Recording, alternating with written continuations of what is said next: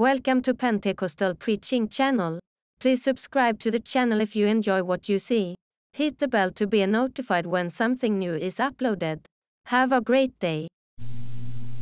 People. But power without a goal or an application is meaningless. You have to have something attached to it. Now we're talking about momentum here. You get past your moods, you're magnifying your ministry, you're working through criticism. Now you want to get some stuff done. How are you going to get it done? You can't do it all. You're going to start working with people. And by the way, do you want to spend your whole life on stuff meaningless? Most powerful moment in my life. My dad gave me the most powerful moment in my life. And I didn't expect it. He was 83 years old. He was a wonderful, loved the Bible. He was an uneducated man in terms of formal education, but he read day and night constantly. And he was much brighter than most people would have given him credit for. He loved the Bible. I inherited a love for books and reading from my father. And he was a praying man. I would sometimes have to go out and find him in the woods, and he had a stump out there where he prayed. It was just an unbelievable connection that he made with God through the Spirit. Powerful man in his own right. He had some personality quirks that were kind of unusual, but he was a great man. And he called me up. He was, he didn't actually call me up, but he was near death. He had Parkinson's that in the last 3 or 4 years of his life, had Parkinson's on this side of his face, which caused his tongue to just come out all the time. He couldn't keep it in. So he had to hold a handkerchief up here. It was just awful. And so we all knew he was dying. He knew he was dying. And so when I got down to Indianapolis, my sister said, well, Dad wanted you to come right straight up. He's afraid he's not going to make it through the day. And, of course, obviously, I was heading up there anyway. So I went up there, and Dad called me real close to the bed. And he wanted me to pray for him, and we had a few little intimate moments there. And just on a whim like that, I said, Dad, I want to ask you something. Is everything all right between you and God? Do we need to pray? He said, well, if you'd asked me that 3 days ago, he said, a couple things. He said, I carried some stuff way too long inside my heart. And he said, but I really have gotten it all out, and I feel like I'm really ready to die. So we prayed, and then I asked him a question. I said, Dad, what's the one thing you would change in your life? What's the one thing you would change? And it was almost like he was prepared for that maybe I was going to ask him that question, not to be too mystical here. But he reached out and grabbed my hand. He said, I would have not spent so much time mowing grass. Now, let me put it in context for you. We had a huge house in the country, acres of grass. We spent almost every spare minute of our life mowing grass. I mowed grass on Friday night as soon as I got in from school. I mowed all day, every Saturday, aside from taking care of the cows and watering the chickens and collecting the eggs, cleaning out the barns. I mean, this manure stuff, folks, is not a good business to be in. And I want to tell you, he looked at me. I said, Dad, he said, don't spend your whole life mowing grass. Now, he didn't mean there was anything more. We mow grass now. We have a little country place. We do it for recreation. But this was a different kind of grass mowing. He was intense about it. It had to not only be mowed, it had to be mowed straight. It had to be mowed in a particular angle.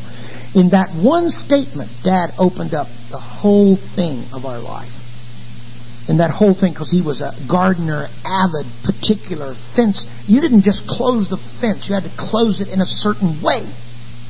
You didn't just eat you had to eat in a certain way. We had like the butter. I would go over to my brother's house, and they would take the corn on the cob and they would spin it on the top of the butter thing, and it would leave milky and hair and all that from the corn. But I thought it was a great way to butter corn. And so I came home one day and tried that, and my dad slammed down his fist. He said, young man, you will cut the butter, and you will put the butter on your plate, and then you don't do that with the butter. And I purpose right then, when I get married, I'm going to have my own butter. Nobody's going to tell me how to do my butter. We got married, went to the store, bought butter. I didn't share this with Mickey. Our very first meal together that we had corn on the cob, without saying anything, we put that butter on the table. All that emotion rushed back. I took that ear of corn, spun it on that butter. Mickey said, what are you doing? I said, I'm buttering the corn. She said, I can't stand people that... You should cut the butter off and put it on your plate. I married my dad.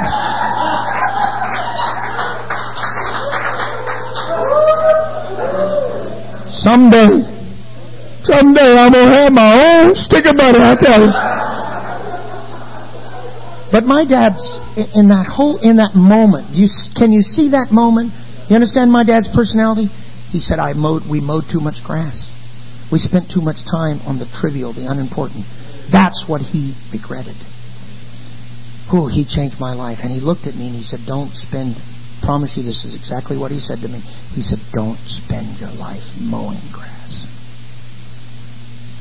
Only one life will soon be past, and only what's done for Christ will last. Don't spend your life mowing grass. Take the power that you have as a preacher, a minister, a leader, and say, let's get some stuff done. Well, how do you get it done? You get it done. What is power? Power is not some kind of trip. It's not some kind of game. It's not some kind of ego thing. It's not some kind of status symbol. Power is the ability, the gift, the office that God has given you, through which you can get some stuff done, usually through people. And people want to be asked. And so power has to have meaning attached to it.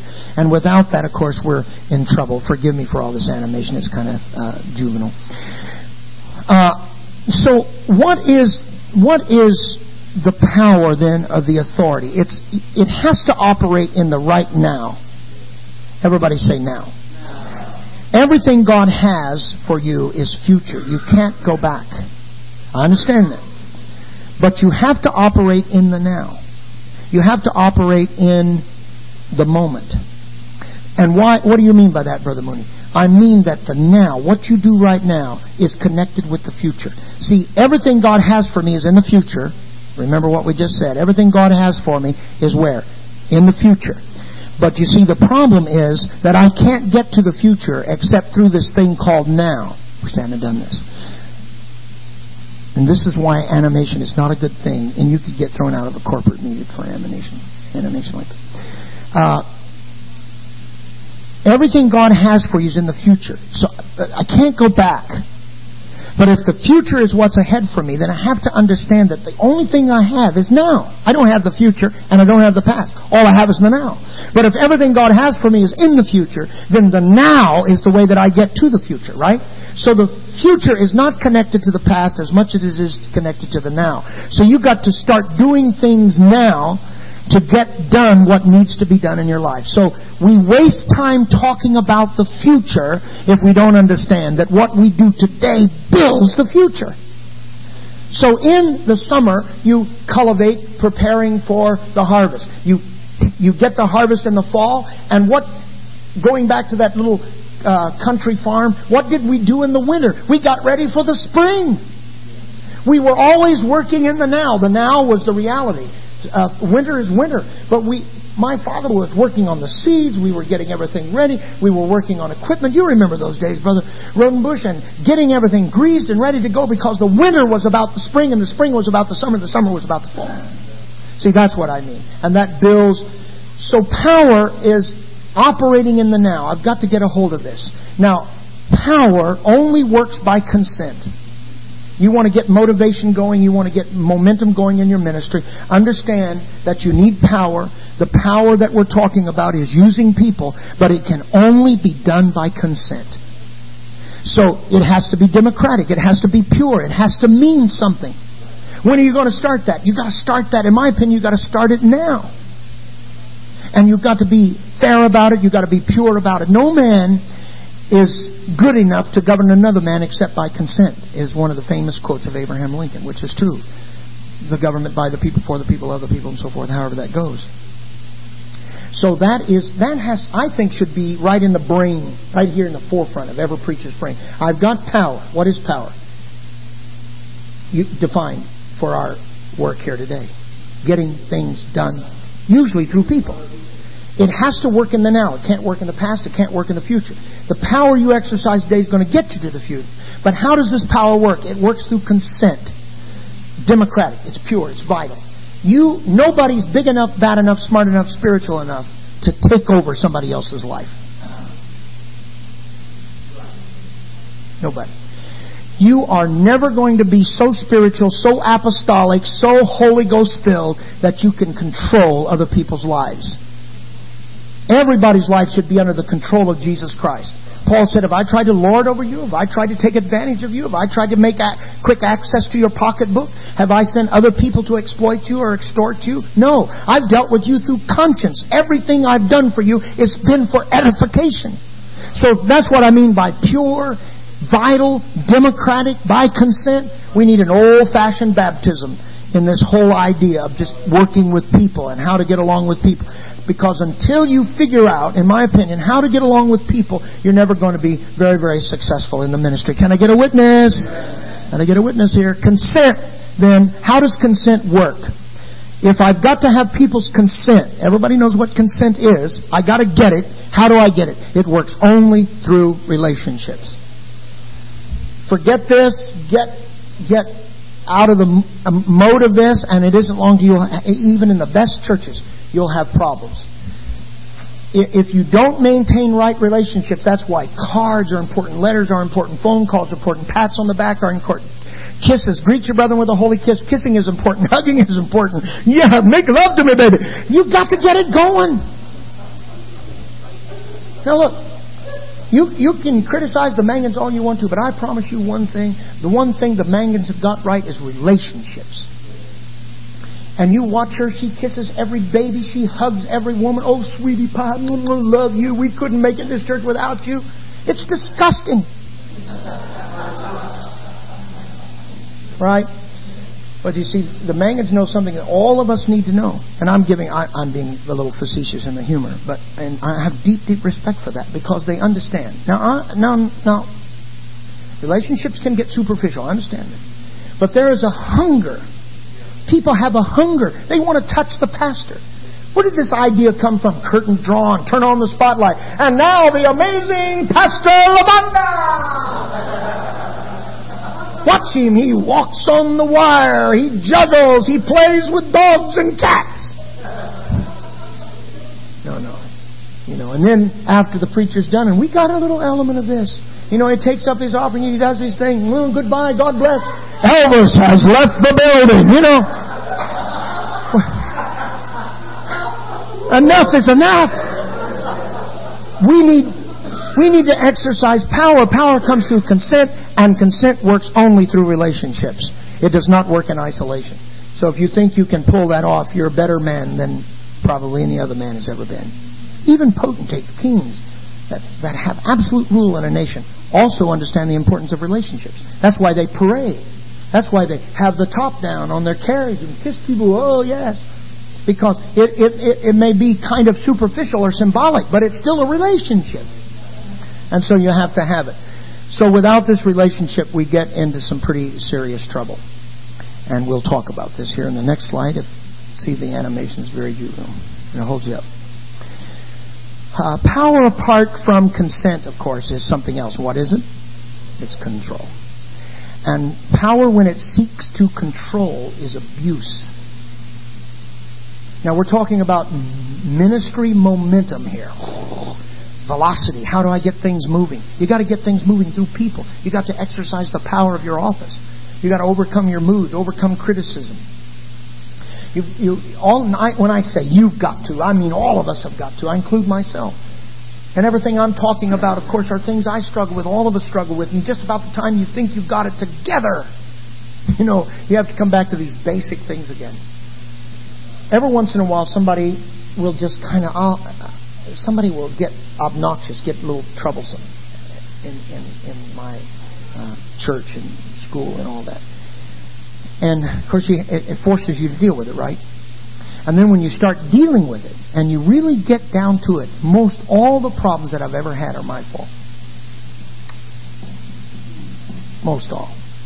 I can find you 2 or 3, I thought people were kind of off, but if I had just done a better job here, a better job there, maybe a little stronger relationship here, sometimes I get these little signals. You need to talk to so-and-so. Hello? Put it off, get to it next week. I kind of know something's not right there. And week goes to a month goes to 3 months, 3 months go to a year, then it blows up. And you know what's the first thing you think of if you're a good, sensitive leader? Uh-oh, I knew that was coming, and you didn't deal with it, and you didn't deal with it. And see, that is what we mean by relationship. And you have to work on those things, because if you think you can have people, so to speak, with you without consent, then you can't do it. So what you'll have to move into, if you say, well, I'm going to make these people, then you move into control. And the only way you can control people, generally speaking, is through abuse, through fear, to use a different word. And there are many, many churches where fear is the mode of operation. Fear of authority, fear of the pastor, fear of being disfellowshipped. I can take you to churches where people have sit in that churches under a state of fear for 35 years. Fear works. It's a good tool. But you never get consent. You never really get to the place where you can have a true moving of the Spirit. A true things cannot happen in these kinds of churches. And when you start allowing yourself to get in control, it's kind of like getting into pornography. Pretty soon it becomes, at first it starts out with just kind of an interest. And who doesn't have an interest in the bizarre and sometimes the unwholesome thing? All of us have this kind of jaded part of ourselves. If we're not careful, an interest can get into an obsession. And of course, when control becomes the objective, and pretty soon, you don't want anybody to get out of control, and we keep everybody. I've been in churches where you had to get a hold of the pastor to buy a car. You had to call the pastor before you could plan your vacation. There's people that live in those kinds of churches today. Pastors have that kind of control over people. To me, that isn't the exercise of benevolent authority. That to me is just what it is. It's control. And of course, somebody said you can get a lot done with $1 million and 1,000 slaves. Well, that's true. You can. But sooner or later, it's going to break your back. So control is not where we're headed. Abuse leads to hatred and resentment. A church that's under abuse is eventually they're gonna start hating. And some people, it's like a wife in a marriage where the husband beats her. She may stay with him because of the kids, because of convenience, because of the way it looks, and all of that. But deep down, the resentment. And the one night you just hear that. The cocking of the shotgun, it's like, and this is happening more and more in America. Women are becoming killers because the abuse is just backed up and backed up and backed up. Of course, sometimes it doesn't lead to that kind of violence. Sometimes it just leads to a complete washout of a person's personality. There are churches that are just washed out of personality. They're washed out of strength. They're washed out of anything because they know it's just about control. And they don't welcome pastoral authority. They just abide in it because it has no fire to it. Oh, I know I'm being a little perhaps negative here. A control mentality, however, is not leadership mentality. Isn't that right? And it never will be, never can be. Folks, you've got to get this right. You want to add momentum to your ministry. You've got to get this right. How to work with people. Remember, it's by consent. And it's not by control. It's not about how tough you can be. As a matter of fact, have you ever noticed, I hope you've had some good examples, I'm sure all of us have, of just pastors who maybe, they don't preach all that well, and in terms of oratory, and you wonder, what have they got going for them? They love people, and people love them, and people would die for them. That's how they get things done, because they exercise their power through people, and they get things done. Could you help me do this? Could you help me do that?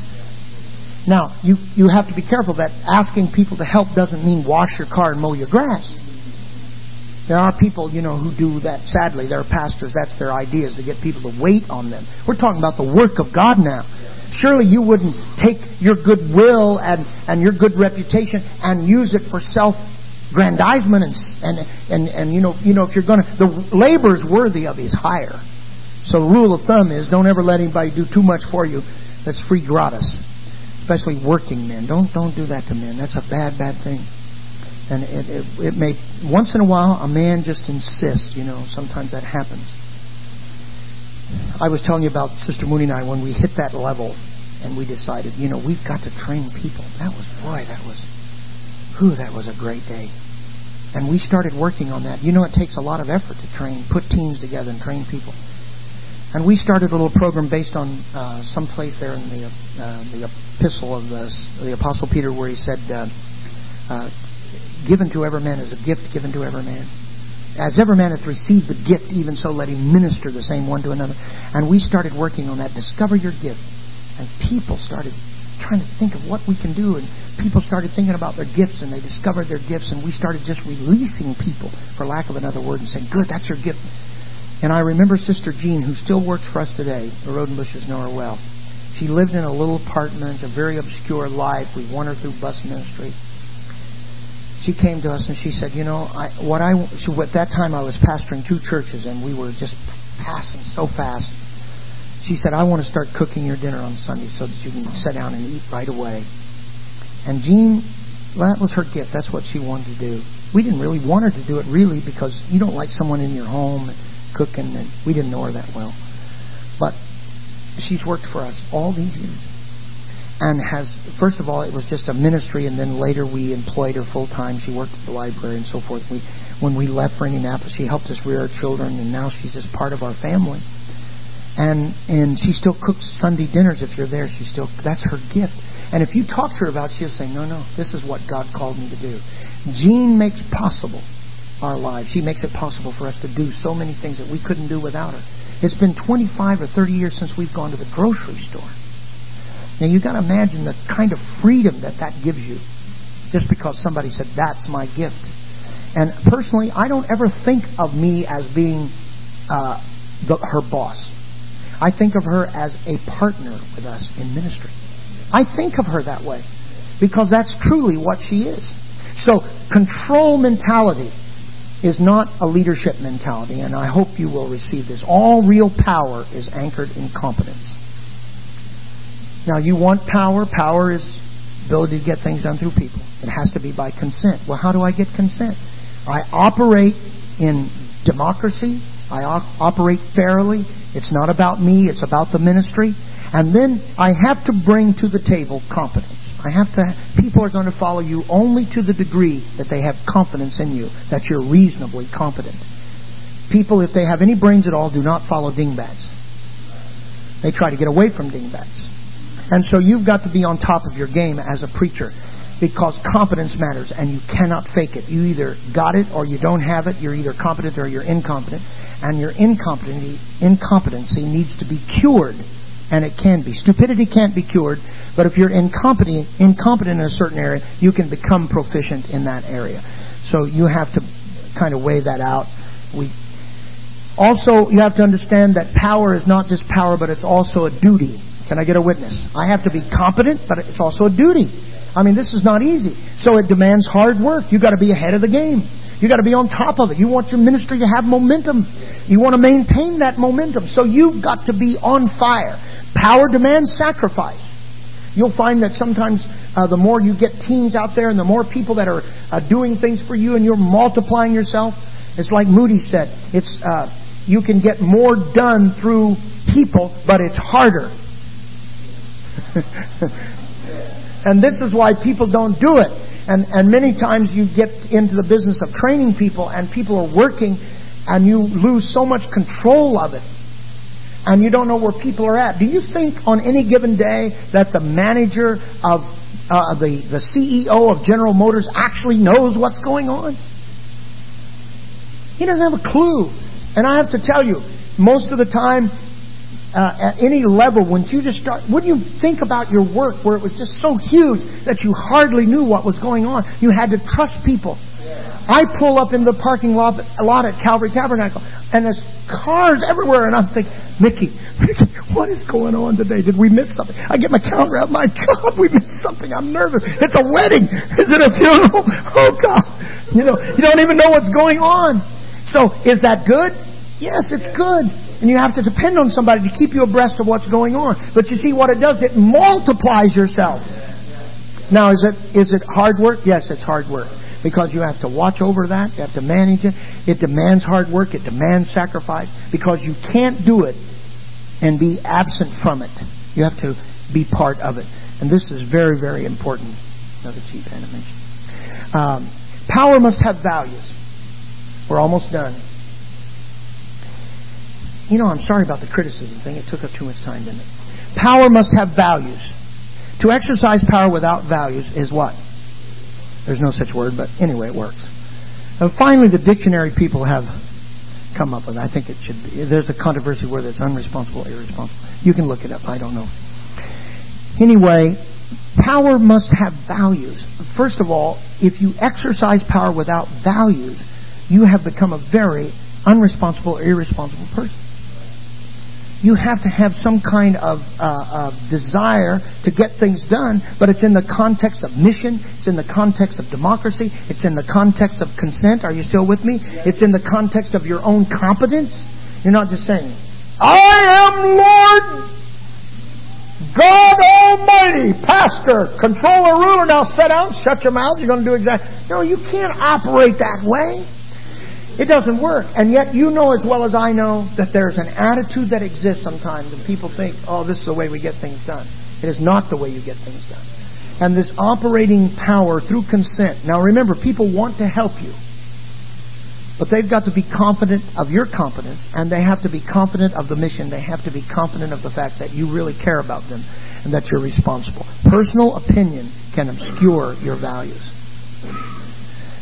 So, where do we get values from? From the Bible? From the Word of God? From maybe other people? You can't make up your own value system. You have to have a basis for those values. So power has to have values. Now, I'm closing. I'm very near the end here. Power also is transactional. This is a good word. I love this word, transactional. One transaction at a time. It's not merely positional, nor is it merely ceremonial. As I mentioned before, some pastors think that pastoral leadership is just ceremonial. You know, you come out in the robes. My brothers and my sisters. No. It's not that. It is partly that, but it's not altogether that. And it's not just positional. Now that I'm pastor, you're going to respect me. Respect, that's right, look at that. And you know, people they'll grin at you like, they just, oh yeah, we respect you, pastor. But you better be careful on lonely, dark nights. I'm telling you the truth. Or worse yet, you start suffering the drain of talent and good people, and the next thing you know, it's just you and 12 dingbats. 12 old ladies that don't even know that you're stupid. Okay, pastor. What was that? You said again, you know. This is not a good life. You want to attract talented people and gifted people. And so it's one transaction at a time. Now, what do I mean by that? I mean that every time you touch, every time you're with people, every time, you can't say, well, I think I'll take a day off. You never take the day off. This is hard work.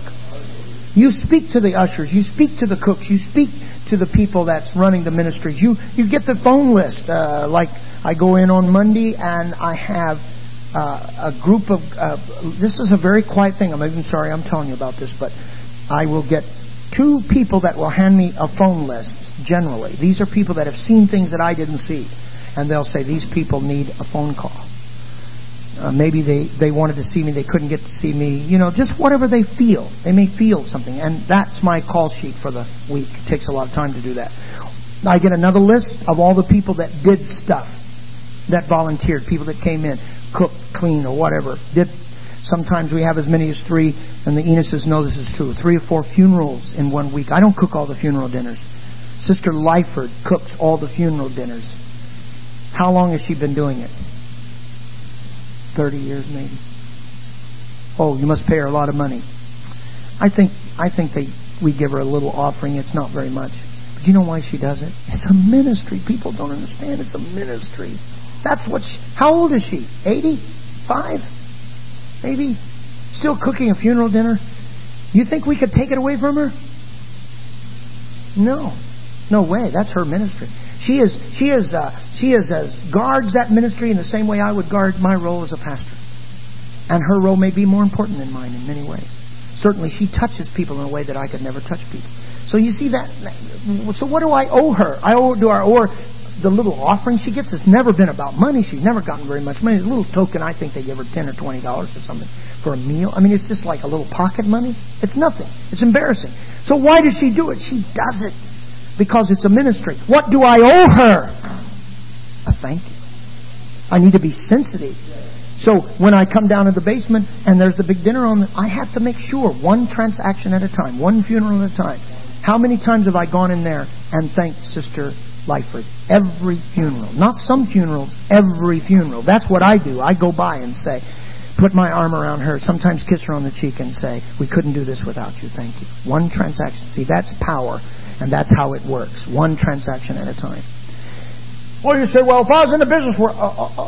No, you are so wrong about that. In the business world, they understand this a lot better than we do. That's why you'll get thank you letters, telephone calls. Insurance people don't just ignore their clients and their potential customers. They work that list. Anybody ever worked in the secular world? Your boss come up to you and said, did you make your calls today? Did you contact your people today? Did you write your letters today? See, that's the real world. And we live in it too, because people are people. And people are pretty much the same in the church and out of the church in terms of the way they feel about stuff. So it is, and finally, power requires humility. A mother's love is power is based on love, right? You know, a mother never has to say, I'm the mama here. Mama happy, everybody happy. You know, we put it on a t-shirt, but really, mother's power is her love. And you don't have to make a law for true mothers to love their children. They'll love their children. And power requires humility. And, you know, think about this. You're a leader. Somebody there are people probably right now that are following your lives and work for you or labor for you or work with you and labor with you. You owe them something. And if you're ever going to get the ministry accomplished that you dream about doing, you're not going to do it by yourself. I can promise you that. You will not have enough time to do it. You're going to have to train people to do it. And is that not the secret, wouldn't you think, to evangelizing Eastern Europe? Is getting people doing it. And it's going to take a lot of work. And it's going to take hard labor to build a team and to put people together and work by consent. And I think that will maintain your ministry. I close with this one little thing, and it's my favorite story to tell. You no doubt have heard me tell it, but it just seems like it'd be right here. And maybe if you don't remember anything else, you will remember this in my little talk today. I was leaving Muskegon, Michigan, coming to Calvary Tabernacle, and I had been in Muskegon for 22 years. That's a long time, one city. I've only pastored 2 churches. And I was very sentimental about it. Nikki less so than me, but I was very sentimental about it. One day I was driving around in my car because I really love the people and still do in Muskegon, and I still love the city. And a lot of things that I thought should have happened there never happened. And that's hard. It's a hard thing to digest. So there was parts of leaving that seemed right. I knew I was in the will of God, but there were a lot that didn't seem right about it. So I had to wrestle with it. But I was driving around one day, and I started driving in neighborhoods that I'd never been in before. Like when you're leaving someplace, you think, you know, I've never gone to that restaurant, or I've never gone this part of the museum, I've never gone to this, I've never gone to that. So I started going to all these places that I'd never been before. And you know, here I was leaving, and I thought, I'm just now discovering my city, and I've been here for 22 years. There was some new stuff that I discovered about our city. Well, I was on one little side street in a neighborhood I'd never been before, and I saw this most spectacular flower garden, almost about the size of this little church right here. And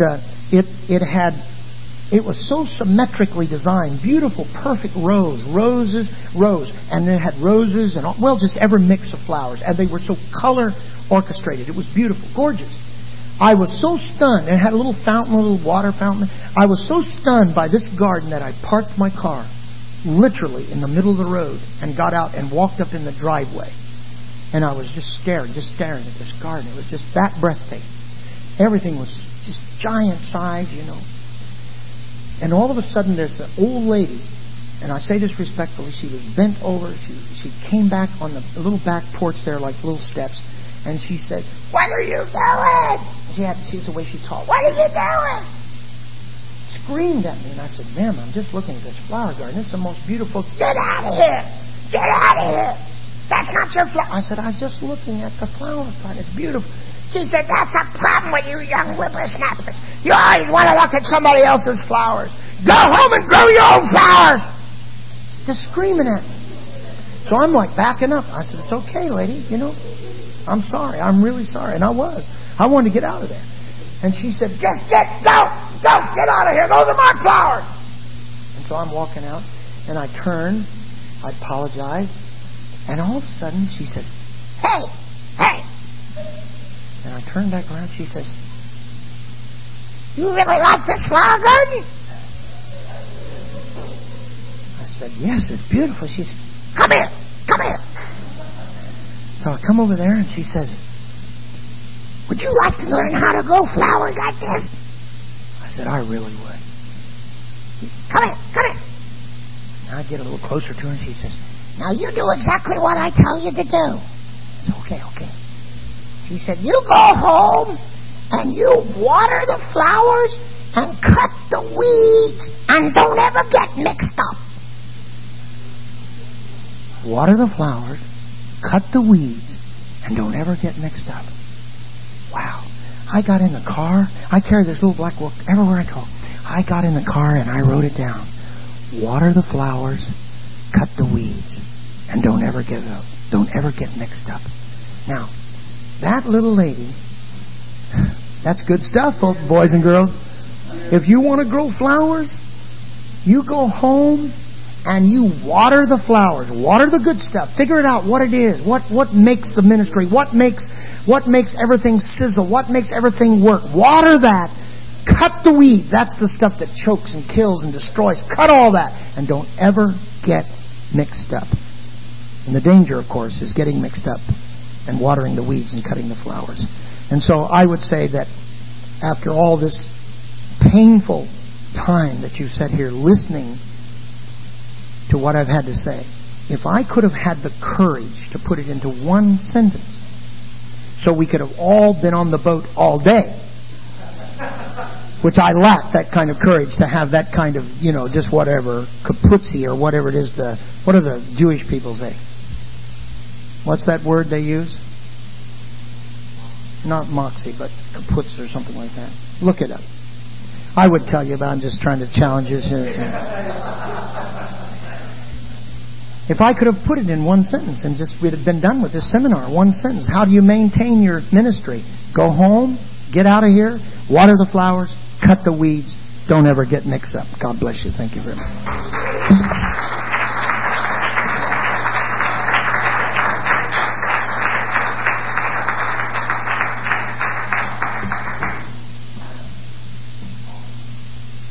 That is so rich, and